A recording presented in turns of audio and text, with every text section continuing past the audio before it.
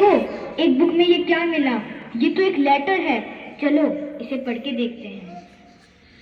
प्रिय देशवासियों, मैंने जिस भारत का स्वप्न देखा था वह केवल विदेशी शासन से मुक्ति तक सीमित नहीं था। वह एक ऐसा भारत था जहाँ सोच आजाद हो, अन्याय से समझौता न हो और हर नागरिक अपने कर्तव्य को उतनी ही गंभीरता से निभाए जितनी गंभीरता से वह अपने अधिकारों की मांग करता है। अरे भावेश, तुम ये क्या कर रहे हो? मुझे ये भगत सिंह का लेटर मिला है। अरे ये भगत सिंह कौन था? तुम भगत सिंह को नहीं जानती? आओ तुम्हें भगत सिंह की स्टोरी सुनाता हूँ। यह आजादी हमें उपहार में नहीं मिली है, इसके लिए एक लंबी यात्रा करनी पड़ी है। आजादी की यात्रा। इस यात्रा में हजारों लाखों लोगों ने अपनी जान की कुर्बानी दी। 1919 जलियांवाला बाग। आज हमारी बैसाखी का दिन है, लेकिन पूरा पंजाब बैसाखी नहीं मनाएगा। हम सब बैसाखी नहीं मनाएंगे।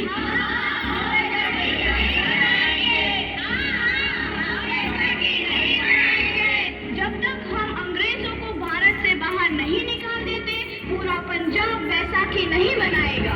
अच्छा, तो तुम सब हमारा विरोध करता है। भाग जाओ यहाँ से, इसका अंजाम बहुत ही बुरा होगा। हम नहीं जाएंगे, तुम लोग जाओगे। हमें नहीं, तुमको भारत से भागना होगा। Soldiers fire!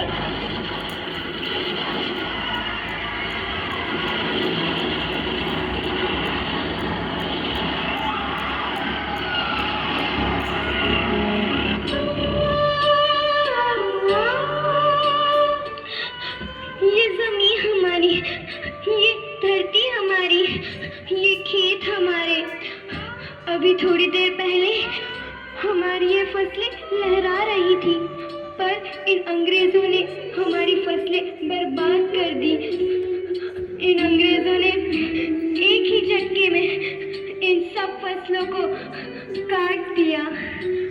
अंग्रेजों, तुम्हारे इस अत्याचार से हम डरेंगे नहीं। इस अत्याचार का बदला लेकर रहेंगे। हम आजादी लेकर रहेंगे। जलियांवाला बाग हर हिंदुस्तानी की आंख नम कर गया।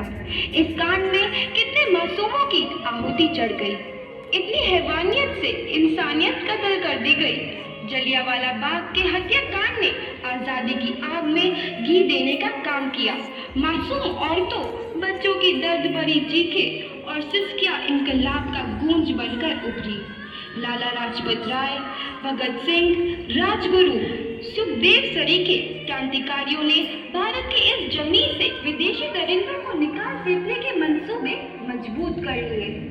8 अप्रैल 1929 लाला लाजपत राय के नेतृत्व में साइमन कमीशन के खिलाफ एक भारी जुलूस निकाला गया।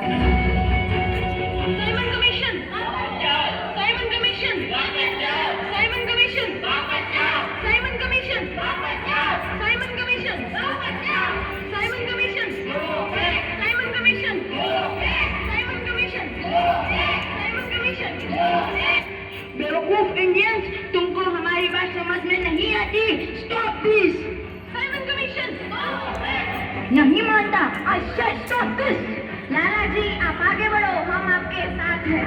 लाठीचार्ज!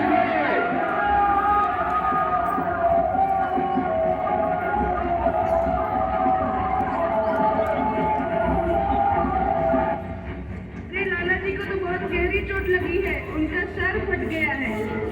मेरे शरीर में लगी एक एक लाठी अंग्रेजी सरकार के कफन में कील का काम करेगी। ये आजादी की लड़ाई रुकनी नहीं चाहिए। ये जिम्मेदारी मैं तुम सबको सौंप कर जा रहा हूँ।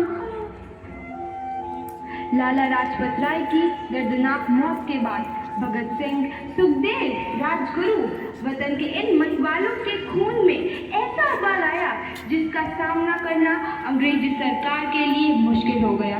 अंग्रेजों को करारा जवाब देने के लिए स्कॉट और सैंडर्स को मारने की रूपरेखा रची गई।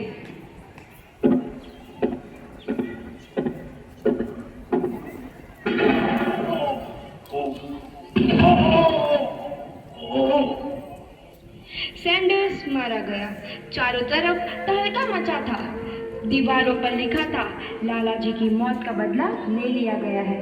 भगत सिंह समेत सभी वहां से फरार हो गए। 8 अप्रैल 1929 दिल्ली में ब्रिटिश सरकार की सेंट्रल लेजिस्लेटिव असेंबली की बैठक में 2 बम धमाके की आवाज सुनाई दी।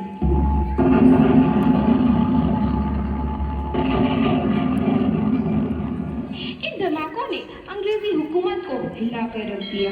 इस घटना को अंजाम देने वाले भगत सिंह, राजगुरु और सुखदेव ने अपने आप को अंग्रेजों के हवाले कर दिया। 1930 को अदालत ने अपना फैसला सुनाया।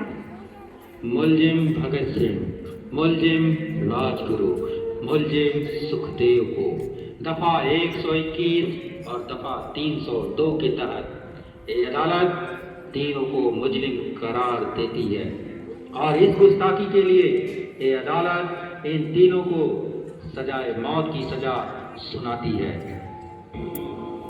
सरफरोशी की तमन्ना अब हमारे दिल में है, देखना है जोर कितना बाजुए कातिल में है।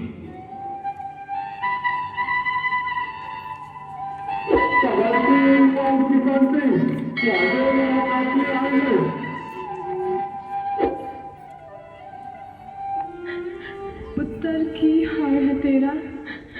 मैं चंगा हूँ माँ, फिक्र करने की कोई गल नहीं। पुत्र, मेरा दिल तेरी तरह पत्थर दिल नहीं होगा। तेरी ये गला सुन के मेरा कलेजा फटे जा रहा है। माँ, मेरा दिल कोई पत्थर जैसा नहीं है, एक वतन परस्त का दिल है जो मेरे देश प्रेम के जज्बे को ताकत देता है। बेटा, मेरा लाल।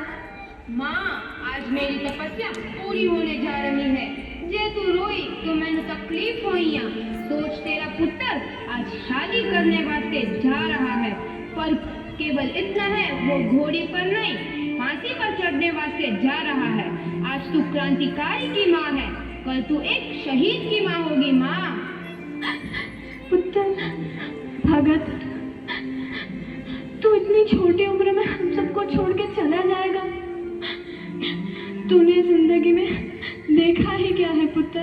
मैंने अपनी माँ देखी है, जिसने मुझे एक ही बात बताई है कि बेटे, अपने देश के लिए एक बार मरना 100 बार जन्म लेने के बराबर होता है। अच्छा माँ, अब आशीर्वाद दे, आखिरी बार विदाई लेने का समय आ गया है। भगत, मेरे लाल।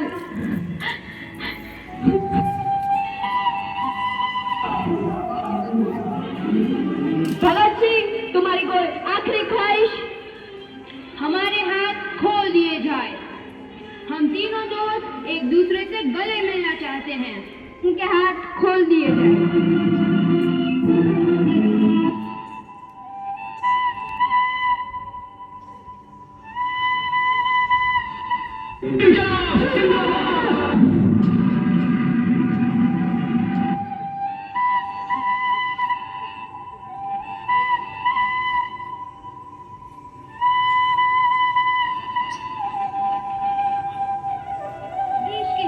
नौजवान के मन में आजादी की नई उमंग हिलोरे लेने लगी। अंग्रेजों भारत छोड़ो का नारा जोर पकड़ रहा था। सबने एक आजाद भारत का सपना देखना आरंभ कर दिया था। हर कोई अपने अपने ढंग से इस महायज्ञ में अपनी आहुति दे रहा था। इतनी छोटी उम्र में इतना बड़ा बलिदान। हाँ, तभी तो उन्हें आज भी याद किया जाता है। चलो आओ, इस लेटर को पूरा करते हैं। हर नागरिक अपने कर्तव्य को उतनी ही गंभीरता से निभाए जितनी गंभीरता से वह अपने अधिकारों की मांग करता है। आज जब मैं तुम्हें देखता हूँ तो प्रश्न करता हूँ, क्या हमने गुलामी की जंजीरें केवल बदली हैं या सच में तोड़ी हैं? क्या जाति, धर्म, भाषा और पद के नाम पर बटा समाज वही आजादी है जिसके लिए मेरे साथी हंसते हंसते फांसी पर चढ़ गए? याद रखो, क्रांति का अर्थ केवल हथियार उठाना नहीं है। क्रांति का अर्थ है गलत को गलत कहने का साहस, भ्रष्टाचार के सामने झुकने से इनकार, और अपने विवेक को सत्ता से बड़ा मान लो। यदि तुम अन्याय देखकर भी मौन रहते हो, यदि तुम्हारी देशभक्ति केवल नारों और सोशल मीडिया तक सीमित है, तो समझ लो आज़ादी अभी अधूरी है।